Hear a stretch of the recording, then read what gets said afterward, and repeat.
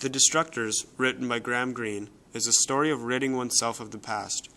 Greene tells this story through the eyes of one young boy named T. T, who was formerly referred to as Trevor, before that name was deemed too humorous, belongs to a gang of youngsters whom call themselves the Wormsley Common Gang. The gang met every morning at a car park where the last bomb of the first Blitz had incinerated all but one house. That house belonged to Mr. Thomas, a chocolate-giving elderly man. Mr. Thomas, seemingly determined to make acquaintance with this self-proclaimed gang of children, invites T into his 200-year-old home. His home, which not only withstood the test of time, but also miraculously emerged unscathed after pounds upon pounds of explosives and incendiaries rained down among the surroundings. After all that, I don't think the amount of damage that this boy could do to his house even crossed his mind, though it would have been a worthwhile thought. T returns to his gang after his private tour to share what he saw. He talks of staircases 200 years old and how nothing holds it up. He also refers to the house as a beautiful house, which the gang finds to be a strange choice of words. The gang, now informed with insider information on the layout of the house, instantly goes to their default of pinching or stealing things.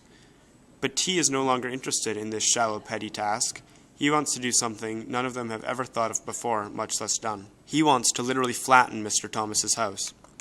However, he doesn't want to take it down in a chaotic and uncivilized manner. He has no interest in destroying this house. No, he wants to destruct it. Take it down piece by piece, remove it from existence. He explains his plan to the gang, but some of them are apprehensive. After a little persuading, they warm up to the idea and even start to get excited, as one by one they come around to T's plan of deconstruction.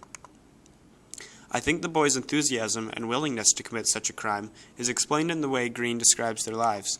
They live in a time where the past does not hold happy memories. Living in England in the 1940s, they probably lost loved ones to the war and lived many nights in fear of bombs and fire. These boys hate the past and anything reminding them of it. It has caused them to act out by stealing and vandalizing. Mr. Thomas's house is something that stood through the past and thus stands for the past. The idea of deconstructing the last remaining house is planted like a seed in T's mind, growing and feeding off his angry memories of the world the house stands for. They lay out their plan. Like a well-oiled machine, each member will have a task. The house will be taken down in a methodical and efficient manner. No time wasted, no wall spared. Mr. Thomas had told T he was taking a trip into town. T knew that this would be the perfect time to strike. When Mr. Thomas left, they began to take apart his house. With chisels and hammers, screwdrivers and saws, they beat and tore at the 200-year-old walls. Not all of the members were in it for the same reason. The, some would say shallower members, were in it for fame. They believed that the fame of the Wormsley Common car park gang would surely reach across London. However, the other members were definitely in it for something more.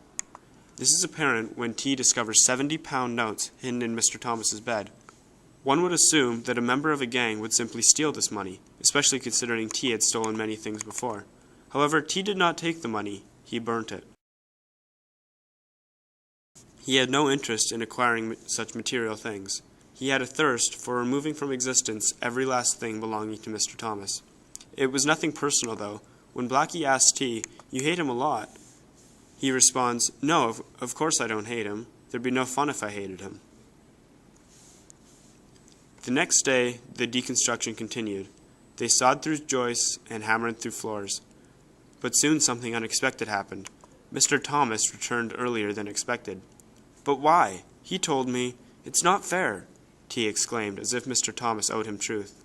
The gang, realizing they had gone too far to quit, decided to lock Mr. Thomas in his outhouse. It was nothing personal.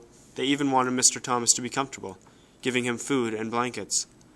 They had nothing against him. They simply had a job to finish. Mr. Thomas did not see the kindness in the boys' efforts to make him comfortable. He tried to yell for help, but was drowned out by the sound of his own house being deconstructed. The banging and bashing continued through the night. The gang gutted the house until it stood there balanced on a few inches of mortar between the damp course and the bricks. The next morning, Mr. Thomas's driver came to fetch his car. The gang needed to find a way to complete the destruction, a way to take down the outer walls, and they did.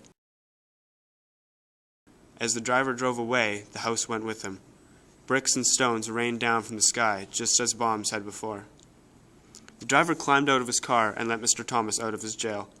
Mr. Thomas looked to where his house once stood. With nothing left, the landscape became one once again, a whole area destroyed by the hands of men, ready to be rebuilt again.